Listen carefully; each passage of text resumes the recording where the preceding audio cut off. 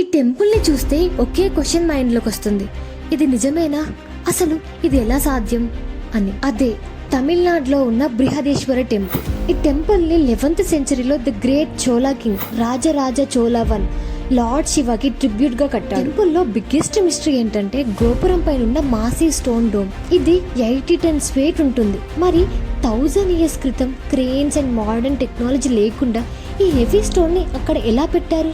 చాలా scientific theories ఉన్నాయి, కానీ ప్రూఫ్స్ లేవు. Theory 1, ramp theory. కొంతమంది ఎక్స్పర్ట్స్ ఏం చెప్పారంటే 6 kilometer long incline ramp construct చేసి ఆ స్టోన్ ని పైనకి తీసుకెళ్లారని చెప్తారు, కానీ ఫిజికల్గా ఎలాంటి ఎవిడెన్స్ లేదు. Theory 2, magnetic లివిటేషన్.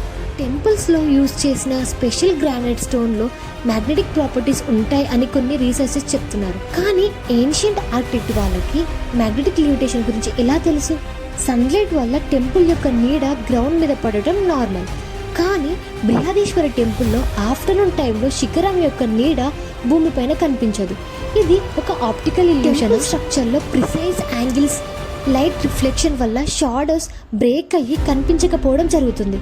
మోడర్న్ ఆర్కిటెక్చర్లో ఈ కాన్సెప్ట్ని షాడో ఆప్టిమైజేషన్ అని పిలుస్తారు. టెంపుల్ మొత్తాన్ని గ్రానైట్తో బిల్డ్ చేశారు, కానీ గ్రానైట్ ఎక్కడా దొరకదు. క్లోజెస్ట్గా 60 kilometers దూరంలో ఉంటుంది.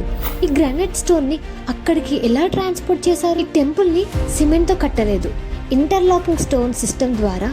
అంటే ప్రతి స్టోన్ని మేల్ ఫీమేల్ జాయింట్ సిస్టమ్తో లాక్ చేశారు. ఈ టెక్నిక్ మోడర్న్ డేలో ఎర్త్క్వేక్ని రెసిస్ట్ చేయడానికి యూజ్ చేస్తారు.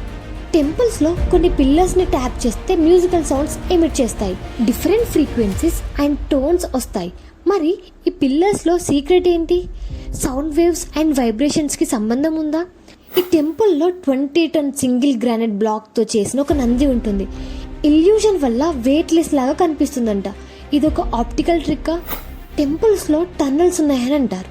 ఆ టన్నెల్స్ వేరే టెంపుల్స్కి కనెక్ట్ అవుతున్నాయని కూడా చాలా థియరీస్ ఉన్నాయి. టెంపుల్ ఎంట్రన్స్కి ఒక శాపం ఉందని నమ్ముతారు. చాలా మంది ఏం నమ్ముతారంటే ఎవరైతే బ్యాడ్ ఇంటెన్షన్స్ తోటి ఈ టెంపుల్కి వస్తారో వాళ్ళకి ఏదో ఒక చెడు జరుగుతుందని నమ్ముతారు. రాజరాజ చోళ ఈ టెంపుల్ బిల్డ్ చేసిన తర్వాత అతని డైనెస్టీ అన్ఎక్స్పెక్టెడ్ గా డిక్లైన్ అయిపోయింది. ఈ టెంపుల్ కన్స్ట్రక్షన్ 1000 years క్రితం జరిగింది, కానీ ఈ మిస్టరీస్ కి ఇప్పటి వరకు సైంటిఫిక్ ఎక్స్ప్లెనేషన్ లేదు. టెంపుల్ గురించి మీరేమనుకుంటున్నారు కామెంట్ సెక్షన్ లో చెప్పండి. ఇలాంటి ఇంట్రెస్టింగ్ టాపిక్స్ కోసం ఖచ్చితంగా లక్ష్మీ టాక్స్ ని సబ్స్క్రైబ్ చేసుకోండి.